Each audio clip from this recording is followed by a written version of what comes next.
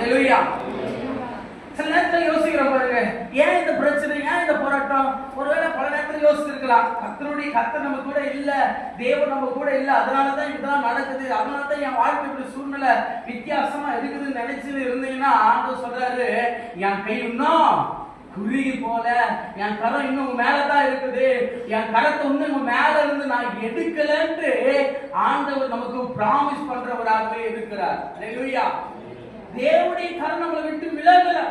ஆனா சொல்றாரு யோசுவா பார்த்து, நான் உன்னை விட்டு விலகுவதும் இல்லை, உன்னை கைவிடுவதும் இல்லை. கர்த்தர் விலகுறதே இல்லை, கைவிடுவதா இல்லை.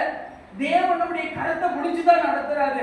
தேவன் நம்முடைய வாழ்க்கை நம்மெல்லாம் அவருடைய கரத்துல தேவன் நம்மை தாங்கி நடத்துகிறவராகவே இருக்கிறார். அல்லேலூயா, அல்லேலூயா. கர்த்தர் அப்படி நடத்துவார். சோர்ந்து போயிடாதீங்க. பல சூழ்நிலையில தேவையோடு இருக்கும்போது சரி, கண்ணீரின் பாதையில இருக்கும்போதும் சரி, நமக்கு ஒரு ஞாபகம் இருக்கணும், தேவன் என் கூட இருக்கிறாரு, கர்த்தருடைய கரை மேல இருக்குது, தீங்கு என்ன துக்கப்படுத்தாது, இந்த பிரச்சனை என்ன எதுவும் செய்யாது, இந்த பாதையில நான் போனாலும் பரவாயில்ல, தேவன் என் கூட இருக்கிறார் என்ற விசுவாசம் இருக்கணும். அல்லேலூயா. கர்த்தருடைய கரை நம்ம மேல இருக்கு.